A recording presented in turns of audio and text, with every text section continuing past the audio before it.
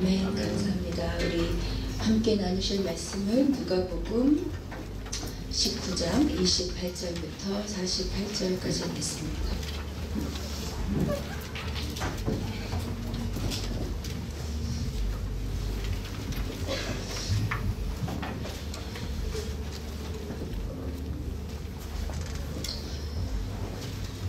누가복음 19장 28절부터 48절까지 말씀을 찾으셨으면 다 같이 한 목소리로 읽겠습니다. 시작.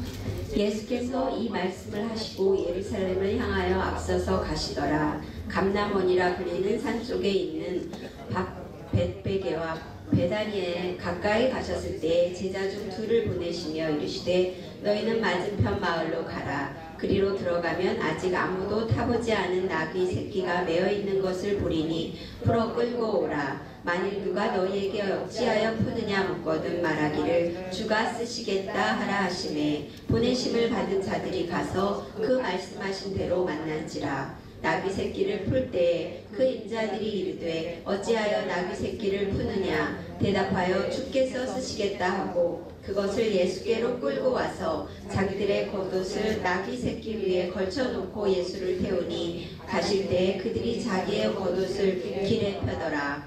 이미 감람산 내리막길에 가까이 오심에 제자의 온 무리가 자기들의 본 바 모든 능한 일로 인하여 기뻐하며 큰 소리로 하나님을 찬양하여 이르되 찬송하리로다. 주의 이름으로 오시는 왕이여 하늘에는 평화요 가장 높은 곳에는 영광이로다 하니 무리 중 어떤 바리새인들이 말하되 선생이여 당신의 제자들을 책망하소서 하거늘 대답하여 이르시되 내가 너에게 말하노니 만일 이 사람들이 침묵하면 돌들이 소리 지르리라 하시니라. 가까이 오사 성을 보시고 오시며 이르시되 너는 오늘 평화에 관한 일을 알겠더라면 좋을 뻔하였거니와 지금 내 눈에 숨겨졌도다. 날이 이를지라 내 원수들이 토둔을 쌓고 너를 둘러 사면으로 가두고 또 너와 및 그 가운데 있는 내 자식들을 땅에 내어치며 돌 하나도 돌 위에 남기지 아니하리니 이는 내가 보살핌 받은 나를 알지 못할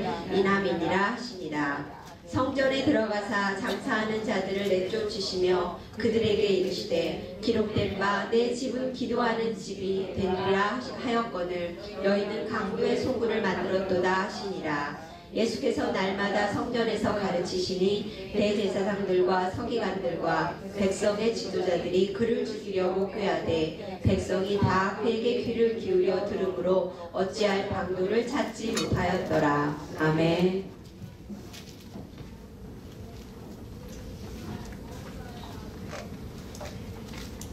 네, 우리가 지난 시간에 누가복음 19장에서 삭개오의 집에서 예수님께서 문화 비유를 마지막으로 선포하신 것까지 보았습니다. 그것이 지난주였죠, 그렇죠? 그리고 오늘 그 삭개오의 집에서의 여리고 사역을 마지막으로 하시고 이제 예수님께서 예루살렘으로 들어가세요. 오늘 예루살렘으로 들어가시는 장면을 같이 읽으십시다. 시작. 예수께서 이 말씀을 하시고 예루살렘을 향하여 앞서서 가시더라.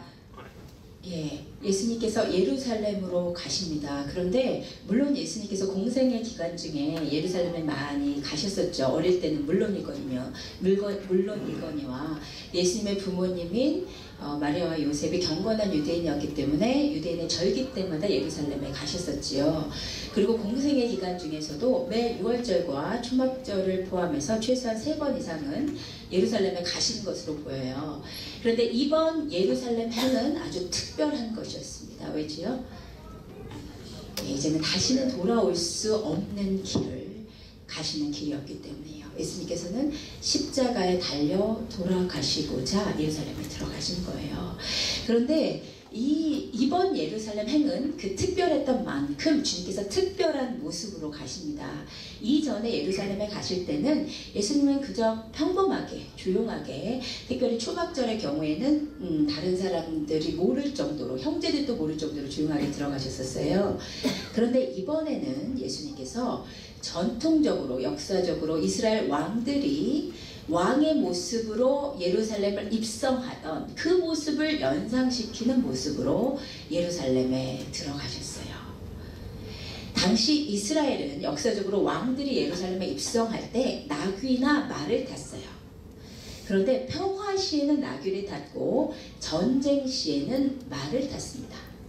근데 예수님께서 나귀를 타고 예루살렘에 입성하신 것은 예수님의 사역이 이 세상 사람들과 하나님을 화목케 하는 평화의 왕으로서의 사역을 감당하시기 위함임을 드러내신 거예요. 그런데 다시 오시는 예수님은 더 이상 낙이 타고 오지 않습니다. 그렇죠? 다시 오시는 예수님이 뭘 타고 오신지 같이 읽겠습니다. 시작. 또 내가 하늘이 열린 것을 보니 보라 백마와 그것을 탄 자가 있으니 그 이름은 충신과 진실이라. 그가 공의로 심판하며 싸우더라. 아멘. 다시 오시는 예수님은 뭐를 타고 오신대요? 말을 타고 오시는 거예요. 왜죠? 이제 예수님은 이 세상의 불의를 종식시키시고 끊으러 오시는 심판주로 전쟁에 능한 왕으로 오시기 때문이에요. 그래서 이제 다시 오시는 예수님은 말을 타고 왕의 위엄을 갖추고 오실 것이에요. 그래서 산자와 죽은 자를 가릴 것입니다. 그러면 주님 오실 때가 가까웠죠. 아멘. 제가 그 전체 카톡에 올린 그 중국 교회 그 동영상을 보셨는지 모르지만 정말 이 중국 교회들이 왜 그렇게 깨어있냐면 지금은 마지막 때 중에서도 마지막 때다라는 그 얼전스 있잖아요. 긴박감을 갖고 있는 거예요. 그래서 그 모인 사람들이 다 중국 교회 지하교회 지도자들만 모였는데도 22,000명이래요. 중국에 워낙 사람이 많으니까. 근데 이 지도자들이 모이면요 싸울 일이 많아요. 대표기도 누가 해야 되고 뭐 그런 거 있잖아요. 축도 누가 해야 되고. 근데 이 중국교회 지도자들이 지금은 그럴 때가 아니다. 지금은 마지막 때인데 우리가 싸울 때가 아니다. 그래서 하나로 모여서 하나님의 나라만 바라보면서 나아가는 거예요. 그리고 예전에 정말 한국교회가 얼마나 중국교회를 위해서 중보하며 기도했습니까? 제 고등학교 대학교 때만 해도 진짜 중국교회 그때 한참 선교사 파송하고 함께 기도하자고. 근데 저는 사실 지금 생각하니까 제가 역사를 한국사를 전공했기 때문이었는지 몰라도 이게 국수적이었던 것 같아요. 민족주의적이고.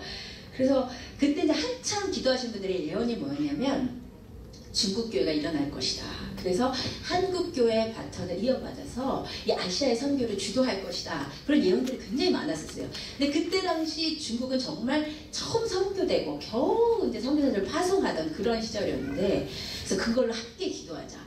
저는 별로 그렇게 왜 중국교회가 이게 역사를 전공하다 보니까 일본과 중국을 사랑하는 게 좀 어렵더라고요. 근대사에서. 근데 정말 그 예언대로 중국교회가 엄청난 부흥을 이루었죠. 그리고 지금 사실 한국교회는 어떻게 보면 촛대가 옮겨지는 느낌이 들 정도로 많이 타락을 했습니다. 그런데 이 중국교회가 지금 한국교회로 해서 중보하고 있다니 얼마나 충격을 받은 거예요. 우리에게 복음을 심어준 한국교회가 이제 그 복음을 잃고 서로 미워하고 싸우고 하고 있다고 한국교회를 놓고 중국교회가 중보를 한대요. 정말 귀하고 또 마음 아픈 일인데 그 중국교회의 영성은 그것입니다. 지금이 마지막 때이다. 그렇기 때문에 그 핍박 가운데서도 견디고 있는 것이고 핍박 가운데서도 하나님의 나라를 열망하고 있는 거예요.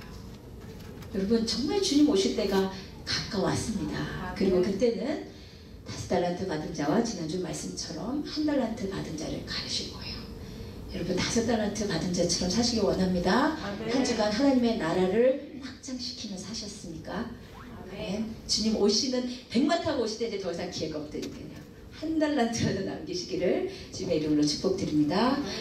다시 오실 때는 예수님의 그런데 오늘 우리가 집중할 것은 이제 초림에 나귀를 타고 오신 예수님이죠. 당시 왕들이 나귀를 타고 왔는데 이 예수님의 특징적인 것은 뭐냐면 나귀 새끼를 타고 오셨다는 거예요. 이 나귀 새끼를 타고 오는 경우는 없지요. 왕이. 그렇죠? 왕의 권세와 그 위용에 어울리지 않으니까요. 근데 왜 예수님께서 나귀 새끼를 타셨는지에 대해서 스가랴 9장 9절에서 스가랴 선지자가 예수님 오시기 이미 500년 전에 예언하기를 예수님은 겸손하셔서 나귀를 타셨다는 거예요. 저는 이 말씀을 읽는데 그 주님의 겸손이 정말 그 제 심령 가운데 레마가 되어서 꽂혔어요. 주님의 겸손. 겸손하신 주님. 예루살렘 입성은 정말 중요한 메시지를 많이 담고 있는 사건이지만 주님께서 예루살렘 입성을 통해서 저에게 하신 말씀은 주님의 겸손이셨어요. 그래서 저는 오늘 이 본문을 통해서 하나님께서 저와 여러분에게 주님의 겸손에 대해서 함께 교훈받기를 원하신다고 믿어요. 그래서 오늘은 겸손에 대해서 함께 나누려고 합니다. 여러분이 겸손 또 교만이라고 하는 것은 신앙생활의 기본 중에서도 기본이라고 말씀드릴 수 있어요. 왜냐하면요, 야고보서 말씀에 봤더니 주님께서는 교만한 자를 물리치시고 겸손한 자에게 은혜를 주신대요. 여러분, 주님의 은혜 없이 살 수 있습니까? 주님의 은혜 없이 사는 거는 지옥이에요. 그죠? 여러분이 지금 교회 다니시고 뭐 수요예배 하시고 뭐 기도 생활 하시고 성경 읽고 하는데 그 내 생활 가운데 주님의 은혜가 없는 것만큼 죽을 맛은 없어요. 그렇죠? 경험해 보신 분은 아시잖아요. 아무리 성경을 읽어도 감동이 안 돼. 아무리 기도를 해도 하나님의 임재가 없어. 아무리 예배를 드려도 똑같아. 그 상태가요, 그게 그리스도인으로서 제일 죽은 맛이죠. 맞죠? 왜냐면 그리스도인은 주님의 은혜가 있어야 살 수 있거든요. 맞죠? 그런데 삶이 너무 어렵고 안 풀리고 하는데 기도 때마다 하나님 만져주시고 있고, 말씀 읽을 때마다 주님의 렘마의 말씀이 있고, 예배 때마다 감동이 있으면 그때 진짜 살만 나잖아요. 그렇죠? 저 살만 나네. 그 상황이 힘들어요. 지금 여러 가지 힘든데 주님의 은혜가 있으니까 진짜 좋은 거예요. 눈에는 눈물이 가득한데 그 은혜 때문에 살 수 있죠. 그런데 누구에게 그 은혜를 주시냐면 겸손한 자에게 주신대요. 그리고 겸손은 신앙의 키죠. 이걸 갖고 있어야 돼. 반면 교만한 자를 물리치실 뿐만 아니라 잠언서 말씀해 봤더니 교만한 자를 미워하시대요. 여러분, 우리가 곧 죽어도 주님이 미워하시는 자가 되고 싶지는 않지 않습니까? 그렇죠? 은혜는 못 받을 망정 주님이 미워하시는 자 정말 되게 싫잖아요. 근데 교만하면 미워하신다는 거예요.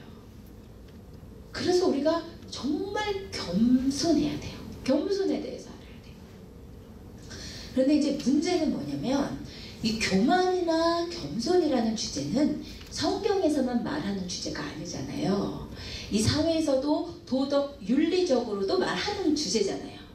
그러다 보니까 그리스도인이 교만이나 겸손에 대해서 성경적인 정의를 갖고 있어야 되는데, 그 교만이나 겸손에 대해서 성경적인 정의와 사회에서 말하는 도덕 윤리적인 정의가 혼재되어 있어요, 우리 안에.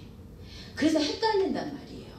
그래서 본인 자신이 지금 하나님 보시기에 교만하게 살고 있는데 사회 도덕적으로 겸손한 모습을 갖췄으면 겸손하다고 착각할 수가 있단 말이에요. 그럼 제 얘기를 하는 거예요. 저는 어렸을 때부터 이렇게 겸손과 교만에 대해서 경계를 되게 많이 받았어요. 주님께서 교만은 패망의 선봉이고 넘어지면 앞잡이라고 하시니까 교만하면 안 되겠더라고요. 넘어지니까. 근데 겸손이 뭔지, 하나님께서 원하시는 겸손이 뭔지가 그 성경적 정의가 내 안에서 흐릿하니까 그냥 사람들이 얘기하는 그 겸손, 잘하는 것에 대해서 우쭐대지 않고 하나님의 은혜라고 생각하는 그 정도가 겸손인 줄 알았단 말이에요. 그래서 너무 오랫동안 최근까지 제가 진짜 겸손하다고 생각을 하고 있었어요. 근데 주님께서 말씀을 통해 저를 비추시고 드러내시는데 주님의 관점에서 저를 보니까 제가 진짜 세상에서 제일 교만한 자더라고요. 진심으로 고백하기를 내가 이렇게 교만한 자구나. 정말 교만한 것이 주님 앞에서 그냥 이렇게 다른다른 돌아다니는 느낌. 정말 주님 보시 얼마나 기가 막히셨을까 싶을 정도로, 그리고 주님 저를 만져주세요, 저를 겸손케 해주세요 기도하는데 보니까 제 존재 자체가 교만하고 삶 자체가 교만하고 하나에서부터 10가지가 교만해서 하나님도 어디서 만져야 될지 모르실 것 같아. 나도 어디서부터 고쳐야 될지 모를 정도로 제 모든 삶이 교만하다는 걸 알았어요. 그래서 정말 회개하면서 일주일을 보냈습니다. 그리고 동일한 역사가 여러분 가운데 있기를 주님의 이름으로 축복드립니다. 우리가 겸손한 줄 알았는데 주님의 밝은 빛 앞에 우리의 교만함이 드러나고 주님께서 은혜 베푸시기에 합당한 심령이 되실 수 있는 시간이 되시기를 그렇게 간절히 원합니다. 아멘. 그러면 이제 우리가 알아야 되는 것은 성경이 말하는 겸손이에요. 사람이 말하는, 세상이 말하는 겸손이 아니고요.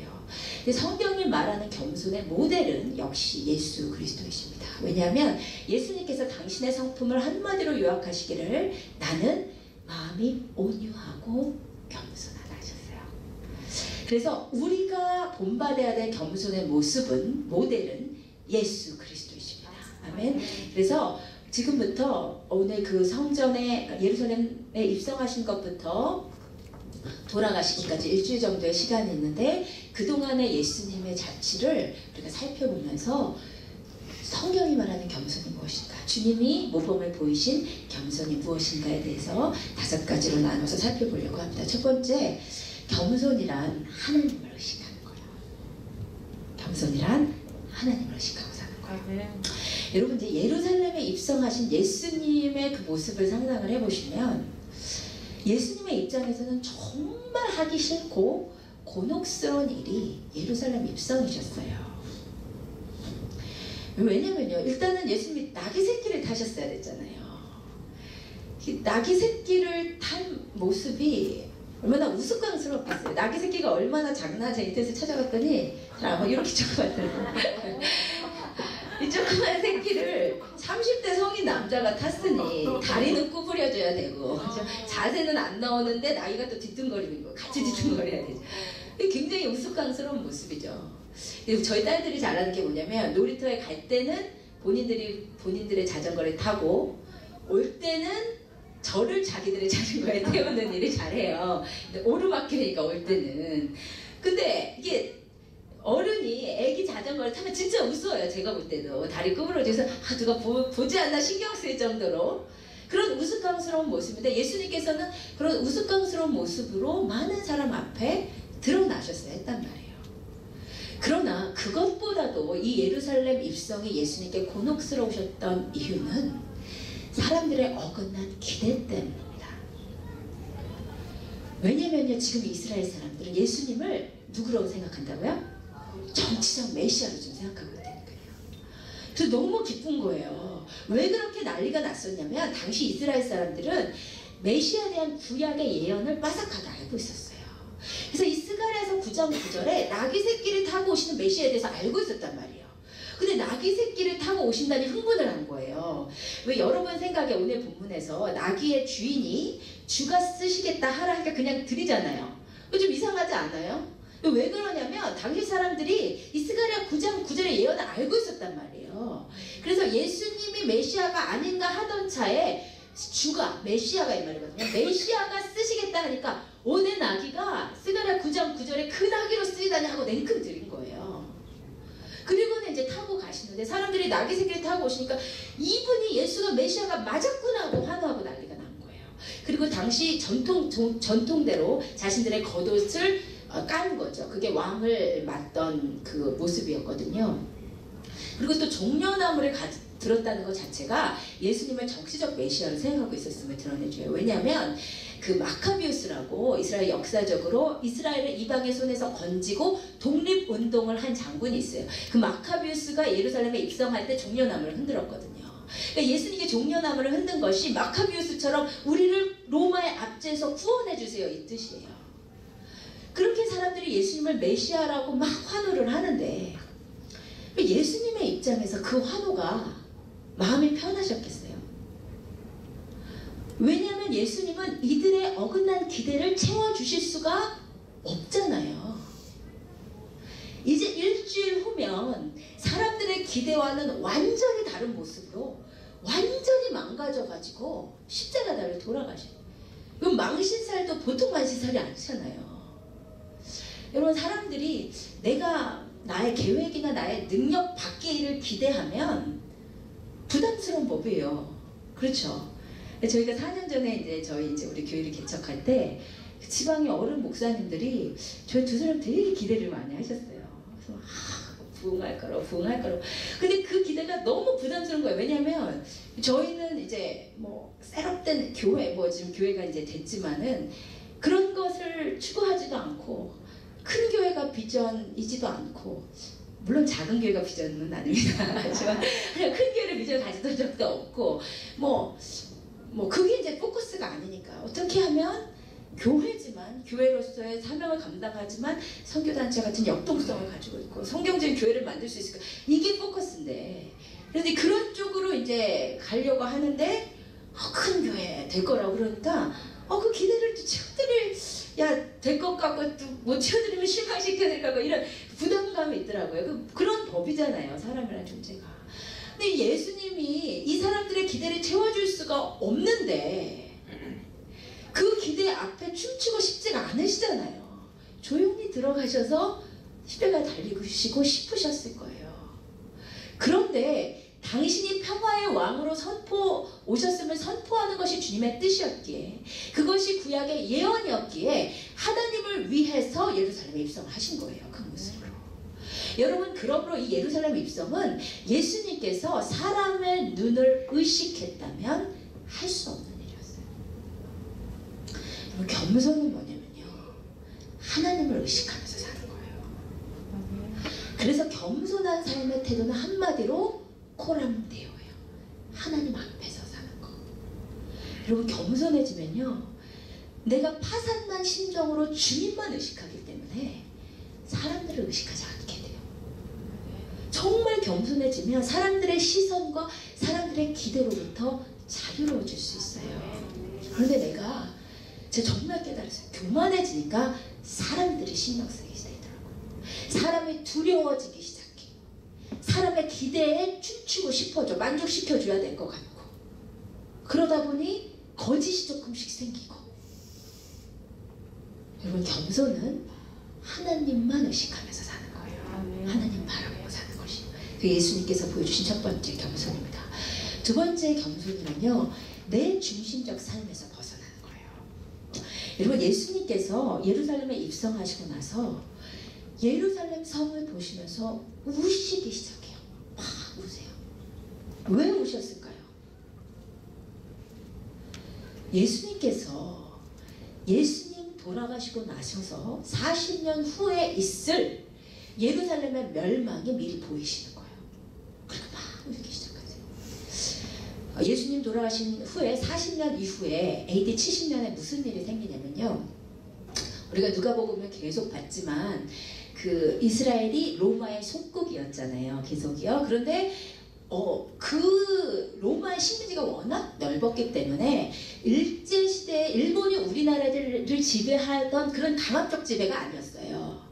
그냥 식민지지만 자치를 어느 정도 인정해주던 식민 정책을 썼단 말이에요.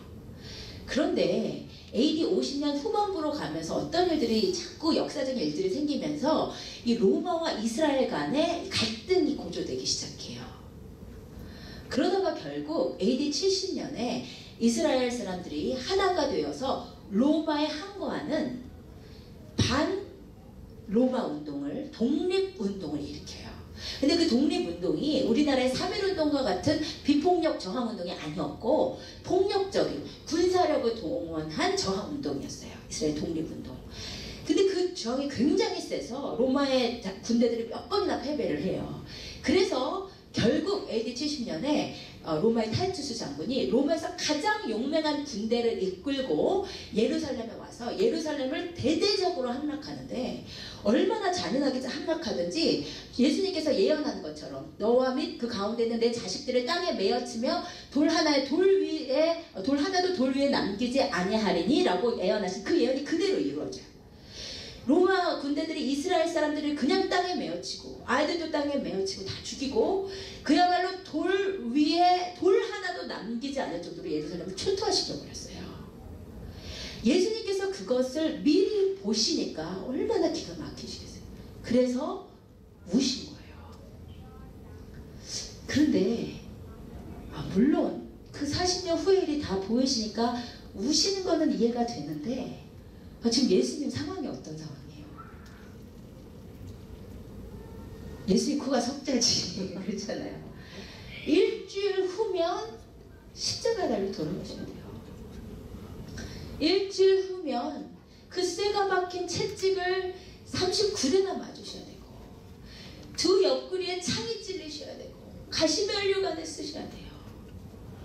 그 기가 막힌 십자가의 고난을 생각하면 지금 40년 후의 일인데요. 그렇잖아요. 그런데 예수님은 당신 자신의 상황은 별로 중요하지도 않으시다는 듯이 하나님 나라와 그의 백성들이 바라보시면서 울고 계신다는 거예요. 여러분, 이게요 주님의 겸손이에요. 겸손은 뭐냐면요, 내 중심의 삶에서 벗어나는 거예요.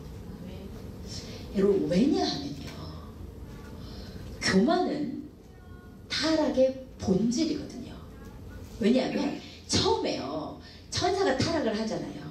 천사가 왜 타락하죠? 천사가 이렇게 얘기하죠. 같이 읽읍시다. 시작. 너 아침의 내 아들 계명성이여 어찌 그리 하늘에서 떨어졌으며 너 열국을 얻은 자여 어찌 그리 땅에 찍혔는고.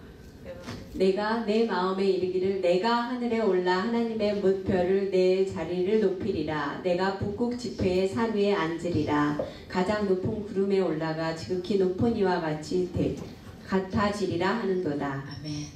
왜 안 읽으세요? 안 보이세요? 오케이. 네.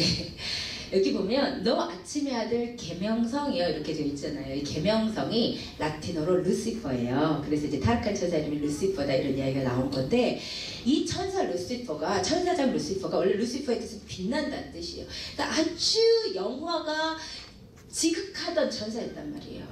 그런데 그 천사장이 워낙 본인의 영광이 지극하다 보니까 그 마음에 교만한 마음이 들어가는데, 어떻게 생각을 하게 됐냐면, 내가 내 마음에 이르기를 내가 하늘에 올라 하나님의 뭇별 위에 내 자리를 펴리라. 내가 북극지표의 산 위에 앉으리라. 가장 높은 구름에 올라가 지극히 높은 이와 비기리라. 가장 높아지고자 했던 거예요. 그 교만이 타락의 본질이란 말이에요. 아셨죠? 그래서 여러분, 타락한 우리 본능의 아주 핵심과 뿌리에 있는 게 교만이에요. 교만. 다른 게 아니고 타락한 우리의 이 자체가 교만이라니까요. 그래서 주님의 은혜가 있을 때는 겸손한 것 같은데, 은혜가 쭉 떨어지면 타락한 내 본능이 나오니까 바로 교만해져요, 우리가. 교만이 지긋지긋한 만큼 이 타락의 본질이에요. 그런데 이 타락할 때 이 천사의 말을 보니까 뭐라고 하냐면, 내가 무별에 올라가, 내가 가장 높은 곳에 올라가, 내가 가장 높은 이와 비기리라. 이게 한국말에는 내가가 3번 나오는데 원문에 내가 5번 나와요. 내가 나 이러는 거예요. 여러분, 교만은 타락의 본질인데요, 그 타락한 우리 본성의 핵심이 뭐냐면 나 하고 있는 거야. 내 중심, 징그러울 정도로 나만 집착하는 이 모습이요. 여러분, 인간이 얼마나 무서울 정도로 내중심적인 삶을 사는지 몰라요. 아니, 50명이서 같이 사진을 찍어도 지 얼굴만 봐. 그렇죠. 친구랑 사진을 찍는데 지 얼굴만 보기 때문에 친구 얼굴은 지 몸 위로 나왔는데 자기 잘 나왔다고 페이스북에 올리는 거죠. 타락한 본성이에요. 이렇게 진짜죠. 인간의 존재가 그렇다니까요. 옆에서 사람이 죽어간다고 해도 신경 안 쓰는데 지 얼굴이 뭐 조금만 나면은 그게 스트레스 나서 나가지도 못해. 응? 자기한테 집착된 삶, 눈 뜨면 눈 감을 때까지 남아세요. 내 외모, 내 학벌, 내 비즈니스, 내 자녀, 내 가족, 나 하고는 이것이요, 여러분, 교만이에요. 그런데 겸손한 자는 주님 앞에 그 타락한 내 자를 십자가에 못 박았기 때문에 내 상황과 환경에 관계없이 하나님과 하나님의 나라가 보이기 시작해요. 하나님의 백성들이 보이기 시작해요. 여러분 은혜 받고 나면 깨닫잖아요. 내가 정말 이기적으로 살았구나. 옆에서 누가 죽어가고 있다 그래도 지금 같은 교회 형제자매가 그렇게 고통받는다고 해도 나만 신경 쓰고 살았잖아요. 근데 은혜가 들어가면 울고 있는 형제가 보이기 시작하잖아요. 그렇잖아요. 여러분 내 중심의 삶에서 벗어나는 게 겸손이에요.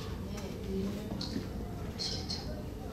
세 번째 주님이 보이시는 겸손은요, 사람 보기에 겸손이 아니다. 이게 중요해요. 사람 보기에 겸손이 아니에요. 예수님께서 예루살렘 성을 향하여 보시고 우시고 나서 하신 것이 그 유명한 성전 정화예요. 성전에 들어가 봤더니 막 비둘기 파는 자들, 돈 바꾸는 자들 강도의 구렬이 되어 있는 거예요. 예수님께서 너무 화가 나셔서 뒤집어 엎으시고 채찍으로, 노끈으로 채찍을 만드셔가지고 다 막 뒤집어 엎으시잖아요. 여러분 이 모습이 겸손인가요? 이 모습이 사회적, 도덕적, 윤리적 기준에 의하면 겸손인가요? 대답 좀 해주세요. 아니잖아요. 아니잖아요. 이걸 여기서 우리가 정말 하나 짚고 넘어가야 되는 게, 사회적 기준에서의 겸손이랑 주님의 기준에서의 겸손이 다르다 이 말이에요. 어떤 사람은 사람 보기에는 진짜 겸손한데 사실은 그 마음이 진짜 교만한 사람이 있어요. 사실은 겉보기에는 겸손한데 사실은 사람을 두려워하는 마음에서 겸손한 태도를 가진 사람이 있어요. 이것은 처세술이지 주님 보시기에 겸손이 아니에요. 어떤 사람은 사람 보기에 되게 당당한데 주님 보시기에 그 신앙이 정말 겸손한 사람이 있단 말이에요. 세상적 기준에서의 겸손과 하나님의 기준에서의 겸손은 다르다. 주님 기준에서의 겸손은요, 사람 보기에 네, 아니요, 못해요, 이런 거 아니에요. 주님의 겸손은 뭐냐면요, 주님의 기준에서 나를 보고요, 주님의 기준대로 살아갈 수 있는 게 겸손이에요. 하나님의 자녀된 왕된 권세로 살아갈 수 있는 게 겸손이에요. 아시겠어요? 이 도덕적 기준에서의 겸손과 하나님의 기준에서의 겸손의 차이를 극명하게 보여주는 것이 모세예요. 모세. 여러분 모세가요 40살까지 이집트 왕자로서 모든 것을 다 갖고 내가 원하면 다 해낼 수 있다라고 생각할 때만 교만이 아니었단 말이죠. 40살에서 80살까지 나는 아무것도 못해, 나 같은 것이 뭐 해, 보낼 만한 자를 보내소서, 저는 안 됩니다. 그것도요 주님 사람 기준에서는 겸손이잖아요. 전 못합니다. 능력이 안 돼요. 근데 하나님 기준에서는요 그것이 40살 때랑 전혀 다를 바가 없는 똑같은 교만이다 이 말이에요. 무슨 말인지 아시겠어요 여러분? 주님의 겸손은 뭐냐면요, 세상이 말하는 겸손은 나의 약함과 부족함을 아는 것이죠. 거기까지예요 세상이 말하는 겸손은. 근데 주님 보시기에 겸손은 그거에서 하나 더 나아가서 나는 약하지만 내게 능력 주시는 자 안에서 내가 모든 것을 할 수 있습니다 까지 나아가는 게 겸손이에요. 아멘. 주님의 기준으로 나를 바라보고 주님이 하라고 하시는 일을 할 수 있는 것. 아멘. 자녀의 권세, 왕된 권세를 누리며 살아가는 게 겸손이에요 여러분. 제가 이번에 정말 느꼈다니까요. 저희가 하여튼 죄송한 말씀이지만 우리 교회가 이제 4년 전에 개척할 때 뭐 이런 교회를 세우겠다라는 어떤 뭐 블루프린트나 이렇게 비전을 갖고 세워진 교회가 아니에요. 이민 온 지 한 달 만에 주님이 이제 무식할 때 그 용감함을 사용하셔서 아무것도 모를 때, 근데 이제 분명한 것은 사람의 계획은 없었지만 하나님의 계획은 아주 분명했어요. 네, 사람이 하려고 한 건 아닌데 하나님의 말씀 진짜 너무 분명해서 한 거죠. 근데 이제 저희 원래 계획은 뭐였냐면, 근데 제가 이제 교환학생 왔다가 이제 오 목사님 만나서 한국 가서 결혼하고 아라 6개월 됐을 때, 그때 이제 오 목사님이 박사 논문만 쓰면 됐거든요. 종합시험까지 다 끝났고, 그리고 논문을 쓰고 나면 그때 이제 하와이 대학에서 뭐 계약서를 쓴 건 아니었어요. 도장까지 찍은 건 아니지만 한 이야기 거의 90% 이상 진행돼서 이제 박사 논문을 마치면 하와이 대학에서 교수로 임용하기로 거의 그렇게 이야기가 되어서 이제 미국으로 온 거예요. 그래서 이제 학교 근처에서 살면서 오 목사님이 한 길어도 한 2, 3년 내에 박사 논문을 쓰고 그다음에 우리 이제 하와이로 갈 생각을 한 거죠. 그래서 이제 오 목사님은 이제 하와이 대학에서 가르치고 저는 이제 뭐를 하고 싶었냐면 이제 4년 동안 이제 전도사 사역을 하다가 이제 내려놓은 상태였기 때문에 일단은 너무 이제 육아를 하고 싶었고 이제 전업주부의 그 평생의 꿈을 한번 이뤄보고 싶었고 그리고 이제 아이가 좀 크고 나면 그 캠퍼스 사역을 하고 싶었어요. 이제 선교단체를 개척을 해서 제가 이제 학생 사역, 청년 사역에 마음이 있으니까 그 생각으로 이제 온 거예요. 이거는 인간의 생각이었고 하나님의 생각은 하나님은 딱 계획을 다 짜놓고 계셨었는데 그랬는데 이제 딱 진짜 이모시 한 달 그 셋을다운하고 이사짐 풀고 겨우 이제 좀 살겠다 논문 써보자 할 때 그 청년 집회를 인도해 주라고 무슨 어디 주였더라 주였죠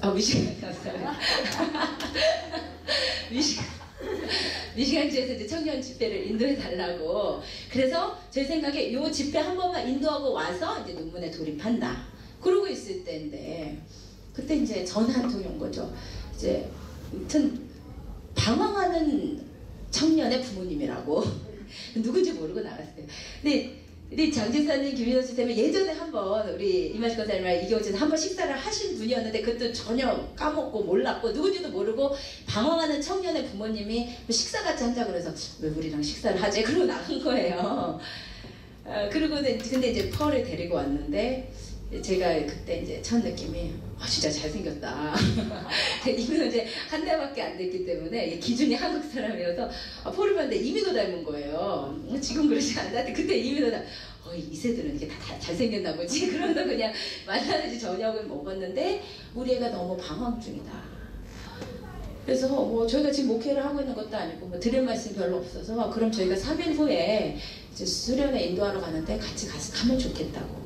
근데 그 펄이 진짜 따라와서 첫날 예수님 영접하고 둘째 날 성령 충만 받고 셋째 날 선교사 헌신하고 그 극심한 마약 중독이 한 번에 주님께서 완전히 끊어주시고 그 역사에 일으켜 주신 거죠.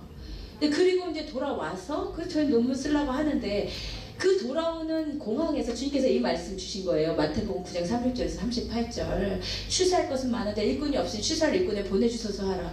그 말씀을 정말 주시는데 눈물을 펑펑 흘리면서도 저는 하나님께서 오 목사님을 가르치는 일이 아닌 이세 사역에 사용하시려고 하는구나. 내가 그것을 위해서 서포트를 해야지. 이 정도로 생각했지. 제가 전면에 나서서 같이 이제 사역을 한다 이런 생각 없었어요. 돌아왔는데 이제 금요일날 장기순 전화 오셔서 예배는 드려야 되겠고 예배 드릴 만한 데는 없으니까 그냥 예배 시작하죠. 이게 교회 시작 이런 개념도 없어. 그냥 예배같이 드리자 이런 거였어요. 그래서 그냥 주일날 저희 집 거실에서 이제 예배를 드렸죠. 아랍까지 11명. 근데 이렇게 다 합쳐서 11명. 근데 문제는 뭐냐면 그날 하필이면 어른 세 분이 오신 거예요. 안 오셨으면 제가 지금 이곳에 안 오셨는데 아니 이만식 권사님이 오 목사님이 뭐 교회 시작한다는 얘기 소문 드시고 이만식 권사 오시고 이제 장기사님 김서지사님이 이제 세 분이 앉아 계신데 오 목사님이 1시간 내내 영어로 설교를 하는데 제가 봤을 때 저 세 분이 분명 100% 못 알아들으실 것 같은데 1시간 내내 앉아 계시기에 너무 마음이 안 좋은 거예요 제가.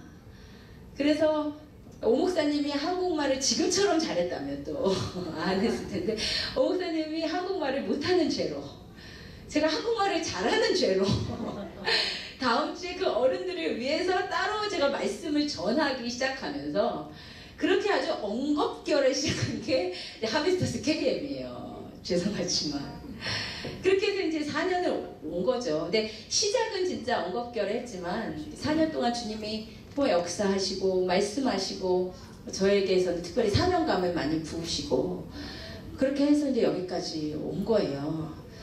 근데 제가 3주 전 정도에는 정말 완전히 영적으로 그냥 곤두박질을 쳐서 너무 힘든 거예요. 제가 이 교회를 봤을 때 내가 뭐 어떤 계획을 세우고 한 목회는 아니지만 그래도 이제 4년이 지났는데 이런 모습은 아니어야 되지 않는가.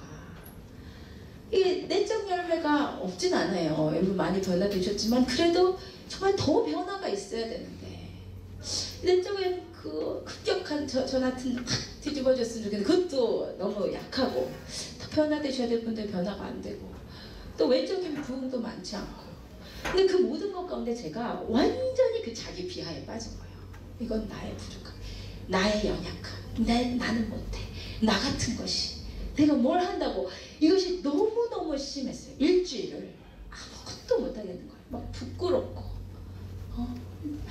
뭐 애들을 제대로 양육하는 것도 아니고 목회를 제대로 하는 것도 아닌 것 같은 그 저의 모습이 너무 부끄럽고 힘든 거예요. 그래서 정말 힘들었는데 그 일주일의 모습이요. 나는 못하겠다는 그 모습이 성경적, 약간 세상적인 기준에서는 겸손이죠. 난 못해요. 난 못해요. 근데 이게요. 하나님의 기준에서는 아주 지독한 교만이더라고요. 그래서 하나님께서 일주일 동안 임재를 안 하시는 거예요. 너무 답답해. 그러니까 주님의 임재가 없으니 삶이 아주 엉망이 되는 거죠. 일주일을. 그런데 토요일 밤에 그 저의 지독한 교만과 그 아집을 꺾고 돌파하시고 들어오시는 그 주님을 만나고 주님이 믿으신다니 합니다. 주님이 가라시니 갑니다. 주님이 하라시니 합니다. 라고 회복될 때 그게 바로 겸손이더라고요. 잘하십니다. 그게 바로 겸손이에요. 그게 바로. 네? 아멘. 그러니까 여러분 나의 약함을 깨닫기만 해서 뭐 할 건데요? 나는 못해, 나는 아무것도 못해. 이거는요 그야말로 주님을 위해서 아무것도 못해드리는 모태신앙이에요. 그게 머무른단 말이에요. 진짜 겸손은 그게 아니에요.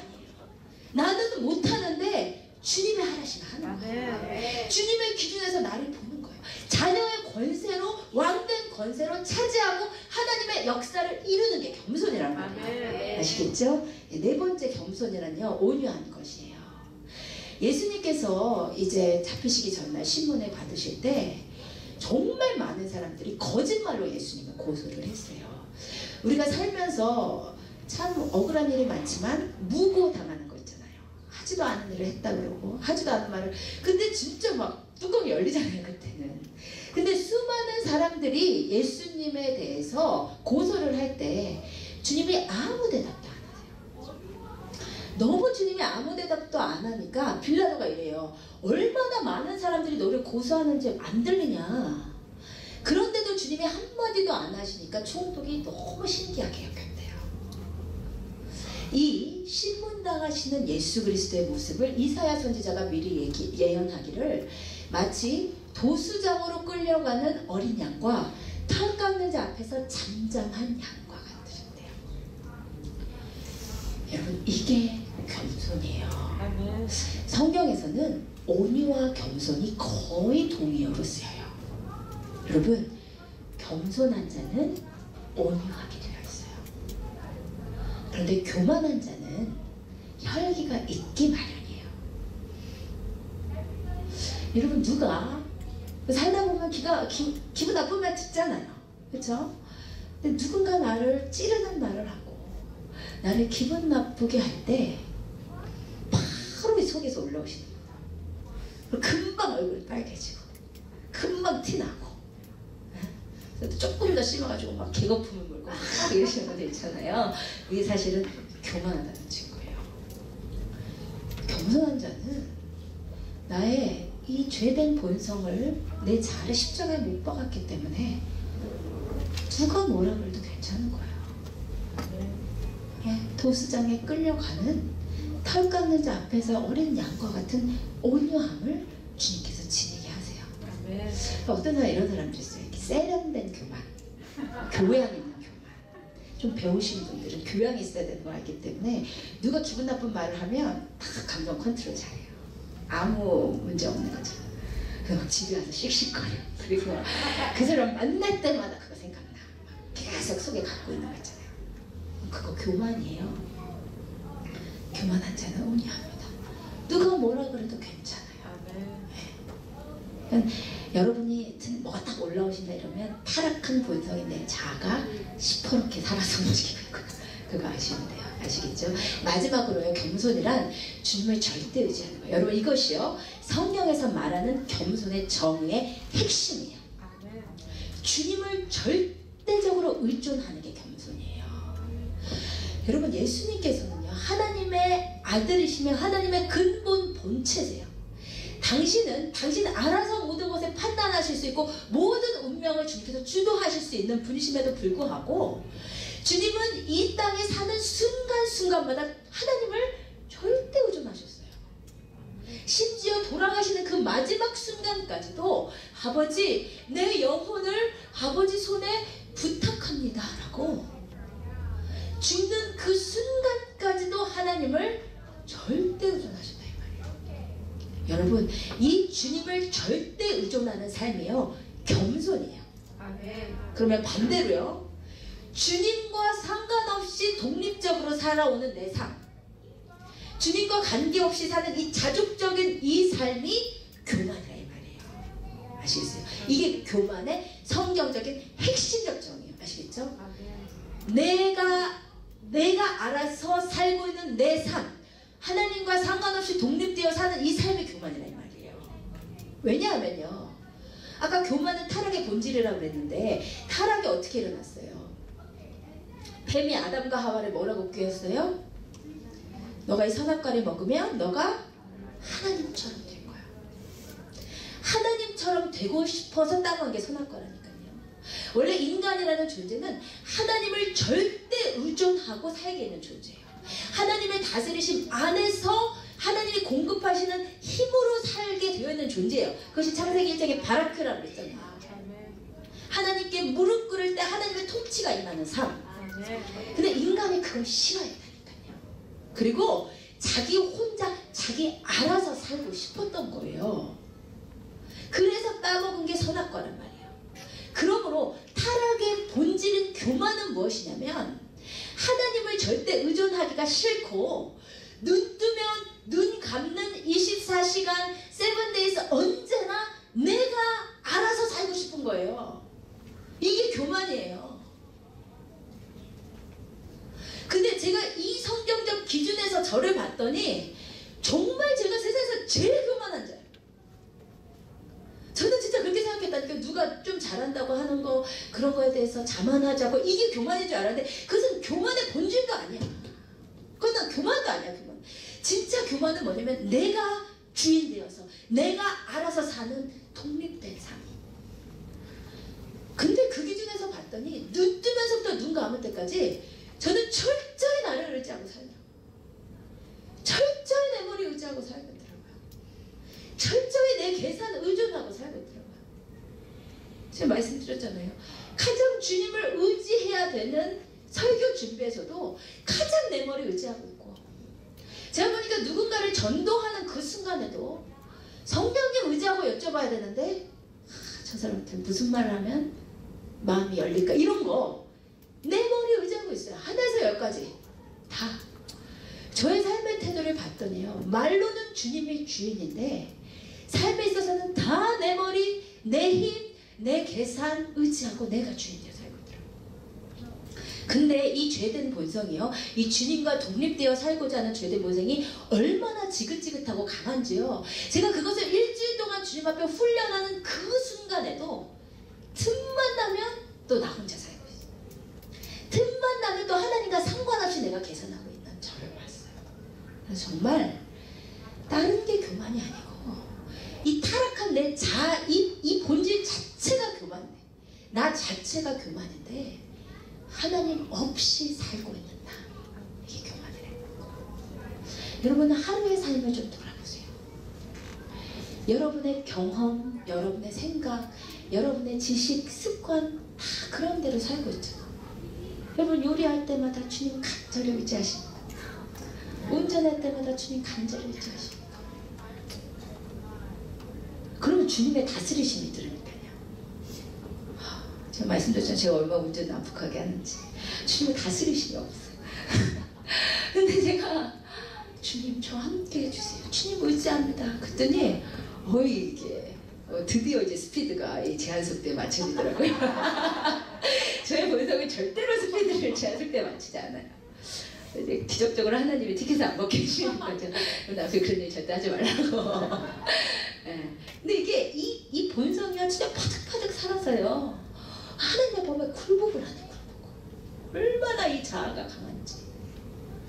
하루의 삶을 보니까 다 내가 살고 있어요. 설교할 때도요 정말 우리 주영기 목사님 뭐 요즘 뭐 많이 욕을 먹으셨는지 주영기 목사님 얘기하면 이제 별로 안 먹히는 그랬지만 원래 이제 예전에 이제 이렇게 설교하러 나오실 때 언제나 그러시대요. 성령님 같이 가십시다 이러셨대요. 그 말이 이제 언제나 성령님 의지하는 한국의 유명한 부흥사는 언제나 옆자리를 비워놓으신 식사할 때도 비행기 탈 때도 뭐 왜냐면 성령님 같이 계셔야 되니까 그렇게 언제나 성령님을 의지하는 그 자세. 그래서요 주님을 의지하는 자, 겸손한 자에게는요 성령의 깊은 은혜가 있어요. 왜냐면 주님을 100% 의지하기 때문에. 그래서 겸손한 자에게 성령님의 강한 은혜가 임하는 거예요. 저같이 자기 생각이 살아있으면 분명히 은혜가 제한되더라고요.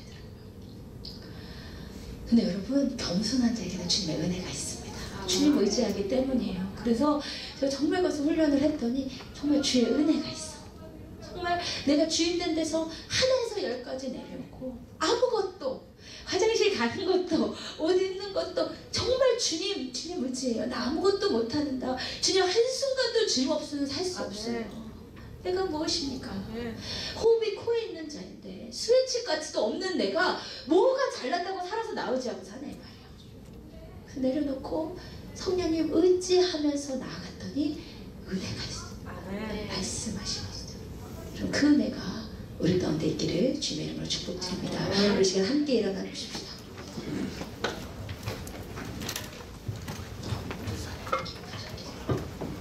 불 좀 꺼주세요.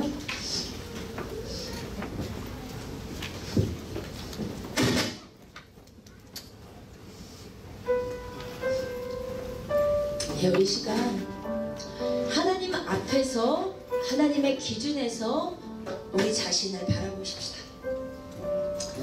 여러분 내가 겸손하다고 이렇게 생각하는 것은요 지금 하나님의 조명하심이 없는 거예요. 주님의 밝은 빛이 여러분을 조명하시면 여러분 자기 비관하고 있는 그 모습이에요. 그 교만이에요.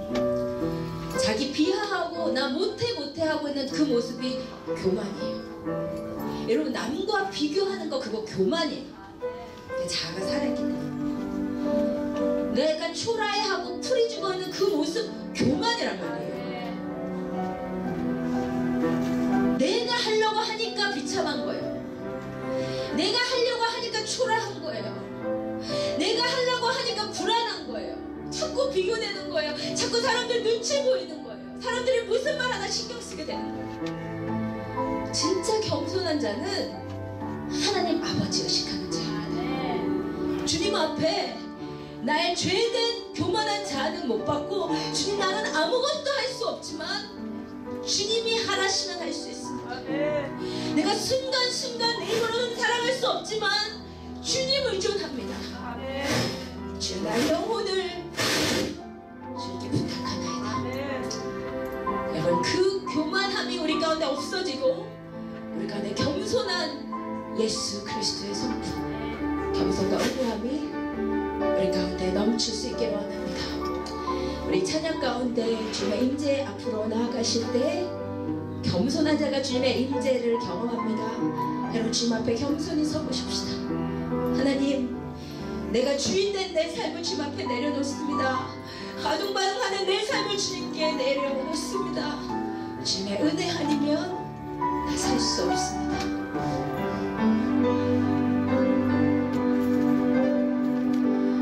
어둠 속 헤매이던 내 영혼 갈 길 몰라 방황할 때에 주의 십자가 영광의 그 빛이 나를 향해 비추어